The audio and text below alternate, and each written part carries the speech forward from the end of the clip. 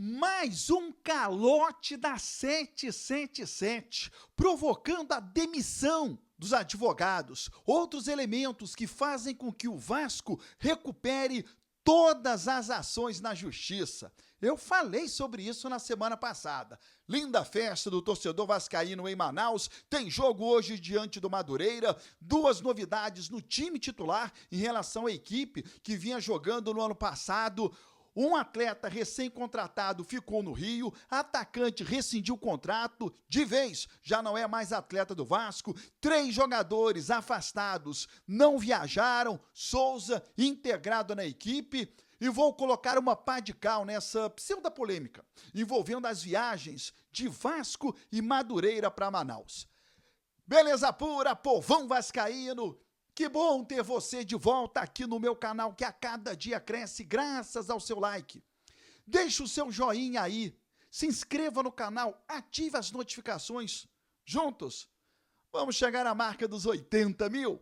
Eu vou rodar a vinheta e na volta, só dá Vasco!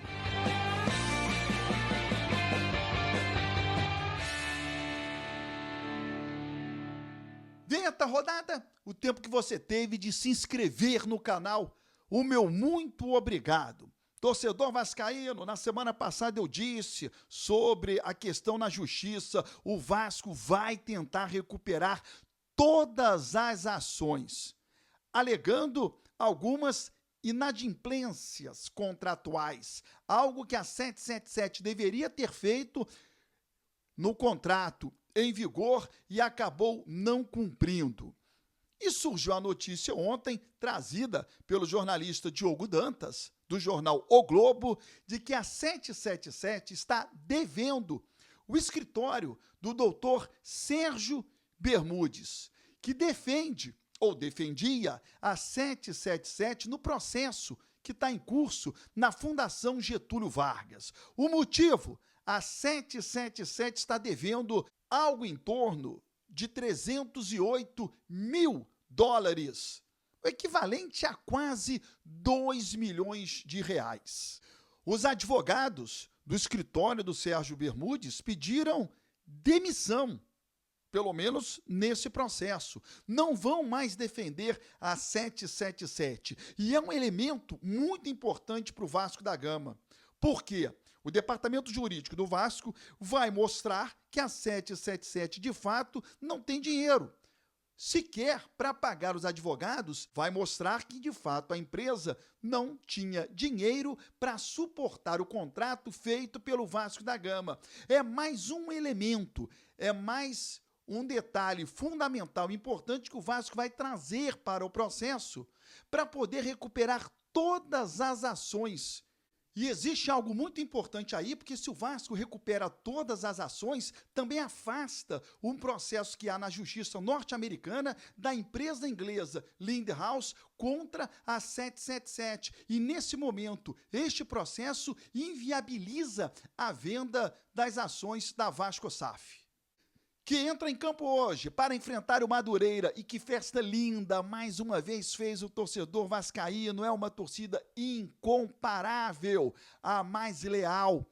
Torcida do Vasco invadindo, ontem o aeroporto, mesmo sabendo que o Vasco sairia por uma porta lateral, por mais segurança, sairia pela pista, mas o torcedor foi até o aeroporto, foi até a porta do hotel e teve a consideração do elenco vascaíno. Alguns atletas foram até os torcedores, fazendo ali, um agrado, tirando fotos, dando autógrafos, enfim, muito bacana. Parabéns ao trabalho de marketing do Vasco. Foi muito bem feito, já com uma certa antecedência, anunciando a chegada do Vasco, as ações que teria lá em Manaus, e elas foram feitas. Então isso vai ganhando fôlego, vai criando a ansiedade, vai criando a expectativa no torcedor, vai criando notícia até a chegada do Vasco da Gama. Com certeza, hoje no estádio, a festa será ainda mais bonita para o jogo Vasco e Madureira. O Carille apresentando um time com 2 novidades em relação à equipe que vinha jogando no ano passado. Mas antes, falo para você que o Emerson Rodrigues rescindiu o contrato de maneira oficial. Emerson Rodrigues virou coisa do passado. Ele não é mais atleta do Vasco da Gama. Acabou a passagem do Emerson Rodrigues. Zé Gabriel, De Luca e Serginho, e nós falamos na semana passada, estão afastados. Sequer viajaram para Manaus. Vasco busca colocá-los em outras equipes. Já o Souza está integrado. Souza está relacionado. Souza está no grupo. Souza vai para o banco de reservas na partida de hoje. O Carille apresentando duas novidades. O zagueiro Lucas Oliveira e o meia Tietê. A princípio, esses dois começam jogando. Maurício Lemos, recém-contratado, que chega para ser titular absoluto na zaga, ainda não está num bom preparo físico, permaneceu no Rio em treinamento. O time para o jogo de hoje não vai fugir muito disso aqui, não. Léo Jardim, o Paulo Henrique, João Vitor, Lucas Oliveira e Lucas Piton. O meio-campo com Jair Paulinho, Tietê e Felipe Coutinho. E no ataque, o Alex Teixeira e o Verrete. Payet ficando no banco de reservas. Esse é o time do Vasco que entra em campo hoje. Sobre a polêmica envolvendo Vasco e Madureira na viagem para Manaus. Esse assunto já foi debatido, o Madureira fez uma nota, o Vasco também, mas ontem houve o posicionamento oficial da empresa. E é muito importante a gente esclarecer. A empresa em contrato diz que o Vasco viaja em voo fretado. Ao Madureira, passagens aéreas.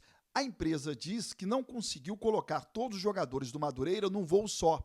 E aí o Madureira pediu para viajar junto com o Vasco e o Vasco negou. Ok. Por que o Vasco negou?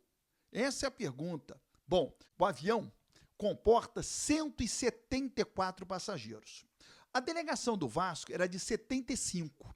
E aí você logo vai perguntar, porra, sacanagem do Vasco, né? Tinha lugar sobrando. Não, não tinha lugar sobrando. Por quê? Torcedor, é comum, é normal em todos os grandes clubes do futebol mundial. Quando há uma viagem longa de avião, o jogador não viaja com outro ao lado. Sempre há entre ele e o companheiro ao menos uma poltrona vazia.